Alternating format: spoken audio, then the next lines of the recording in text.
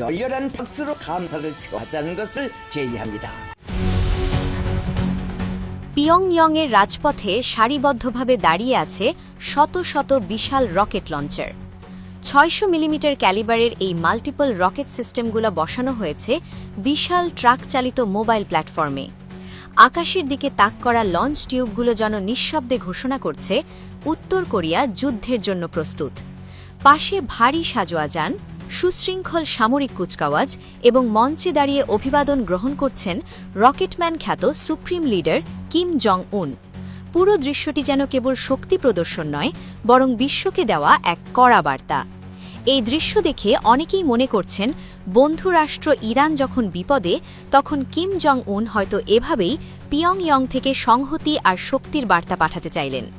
তবে এই বার্তার মূল লক্ষ্যবস্তু যে দক্ষিণ কোরিয়ায় অবস্থিত মার্কিন ঘাঁটিগুলো, তা আর বলার অপেক্ষা রাখে না। কিমের অস্ত্র ভাণ্ডারকে নতুন করে সমৃদ্ধ করেছে এই ৬০০ মিলিমিটারের মাল্টিপল রকেট লঞ্চার সিস্টেম, যা সাধারণ কোনো অস্ত্র নয়, এটি পারমাণবিক ওয়ারহেড বা বোমা বহনে সক্ষম। কিম জং উন এই সিস্টেমকে কৌশলগত মিশন সম্পন্ন করার উপযোগী বলে বর্ণনা করেছেন, যা মূলত পারমাণবিক সক্ষমতারই স্পষ্ট ইঙ্গিত। এই অস্ত্র স্বল্প থেকে মধ্যম পাল্লার দূরত্বে নিখুঁত আঘাত হানতে পারে। মোবাইল প্ল্যাটফর্মে স্থাপন হওয়ায় এটি সহজেই এক জায়গা থেকে আরেক জায়গায় সরিয়ে নেওয়া যায় এবং শত্রুর রাডার ফাঁকি দিয়ে একযোগে বহু রকেট নিক্ষেপ করা সম্ভব। সামরিক বিশ্লেষকদের মতে এটি প্রচলিত কানানের চেয়ে বহুগুণ বিধ্বংসী, কারণ একই সঙ্গে একাধিক পারমাণবিক বা উচ্চ বিস্ফোরক রকেট ছুড়ে এটি শত্রুপক্ষের পুরো প্রতিরক্ষা ব্যবস্থাকে নিমেষেই গুড়িয়ে দিতে পারে। যদিও উত্তর কোরিয়া দাবি করছে এগুলো প্রতিরক্ষামূলক অস্ত্র, কিন্তু বাস্তবে এগুলো তাদের আক্রমণাত্মক সক্ষমতাকে এক নতুন উচ্চতায় নিয়ে গেছে। এর ফলে সরাসরি হুমকির মুখে পড়তে যাচ্ছে দক্ষিণ কোরিয়ার রাজধানী সিওল এবং সেখানে অবস্থিত মার্কিন ঘাঁটিগুলো। যে কোনো মুহূর্তে এই রকেটগুলো আগুনের বৃষ্টি হয়ে ঝরে পড়তে পারে।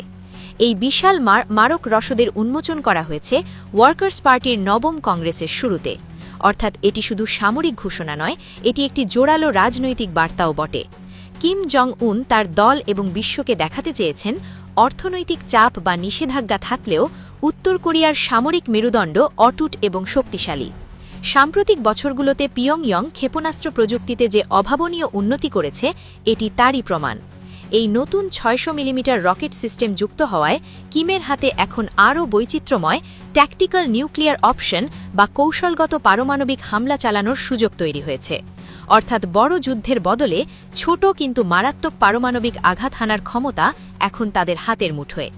সারিবদ্ধ শত শত রকেট লঞ্চার আর পারমাণবিক সক্ষমতার এই ঘোষণা দিয়ে কিম জং উন জানিয়ে দিলেন উত্তর কোরিয়া এখন আর কেবল প্রতিরোধের নীতিতে বিশ্বাসী নয়, প্রয়োজনে তাৎক্ষণিক ও বিধ্বংসী জবাব দিতেও তারা প্রস্তুত।